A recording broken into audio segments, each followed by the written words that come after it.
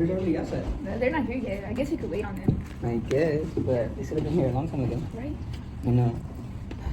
I guess in the meantime, we could buy some stickers. Yeah, that'd be cool.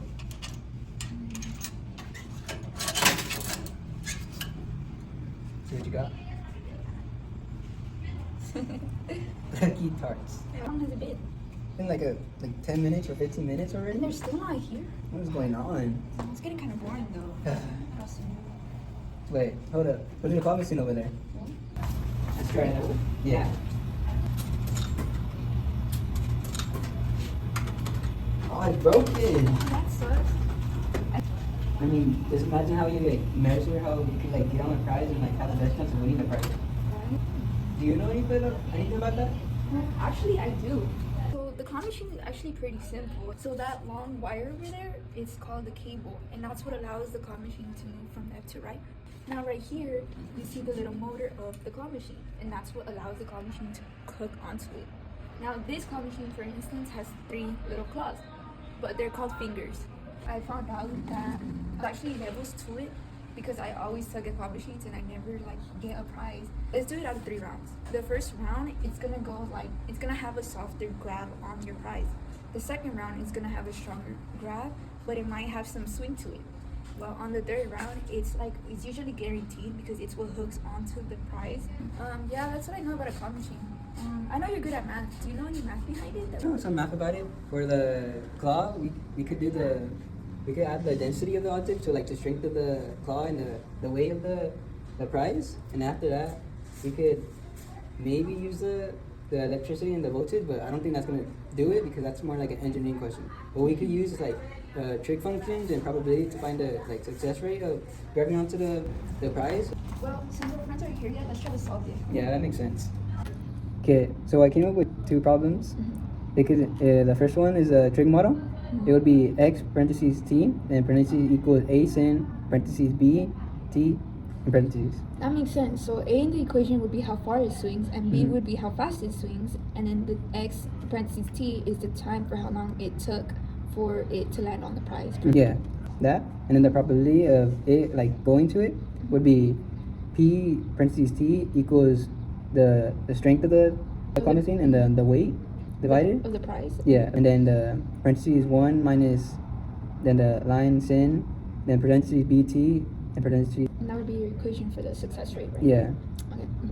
Okay, I get it now. So for the trig motion, the equation and the graph would look like this.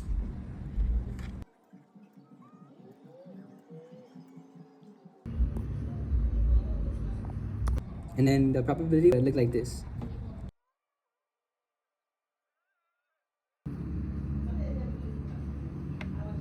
Can you explain a little bit more on the probability model? Okay, for the probability model, well, I'll give you an example right here. The stronger the S is and the weaker the W, the graph has a higher height rate. And then the stronger the W is, the weaker the S, and the weaker the strength is, the graph will grow small and low success rate.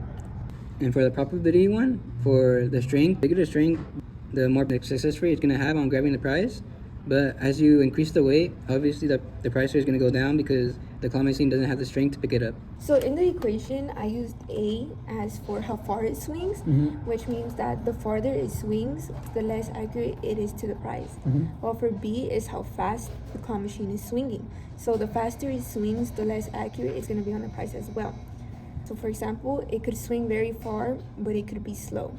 Or it could swing short, but it could swing fast. As I was explaining, the A, the farther it's swinging, the less accurate it is going to be. As for B, the faster it's swinging, again, the less accurate it's going to be on the prize.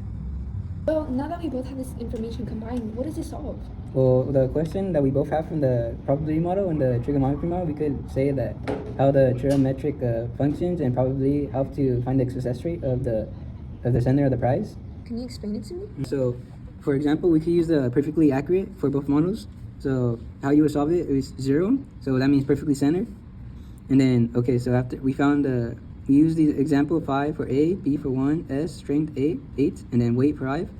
So it could be evened out. So after plugging in those numbers, x 0 equals 5 sin, and then B for B and T for T 1 and then times 0, that would come out to 0. And after that, you would times the 5 sin with 0, and that would ultimately equal 0, so it would have no swing at all. So it'll be centered on the thing. And so probability rate, so you have P0, plug in all the numbers from before, 8 divided by 5, and then we have the parentheses minus 1 sin, then parentheses 1 minus 0. After that, you would solve it, then that would be 0. Sin 0 would be 0 as well. And then ultimately after 1 minus the 0, it would all come out to 1. So you have to 1 times 8 over 5 would be ultimately 1.6, meaning that it would have more than a 100% success rate. Okay, that makes more sense now. So if we wanted to change to know the success rate of it being 0, we would change the time into pi over 2. Like if we put pi over 2 and for t, this is x, pi over 2 equals 5 sine 1 times pi over 2. And then we would get, obviously 1 times pi over 2 is pi over 2. And if we look up the sign of pi over 2, it's 1. So 5 times 1 is 5. So it would be 5, which is how fast the claw machine would swing. Okay, now if we do the same thing for the probability model and we plug in pi over 2 in for the time, this would be our equation, which would be probability p pi over 2 equals 8 over 5 parentheses 1 minus the absolute value of sine 1 times pi over 2. It will give us probability pi over 2 equals 8 over 5 and then 1 minus 1. And if by subtracting those we get 0. And then again, probability pi over 2 equals 8 over 5, which is the 0, which means 0 chance of the success rate of it locking onto the price. Wow, that's pretty cool. We could learn a lot about claw machines and how they work in like 45 minutes. I know, that's so cool, but our friends are still not here. Where are they at? I don't know. I haven't got a message from either of them. Yeah, me neither. Should we just go? I think we should just go. Yeah. Yeah.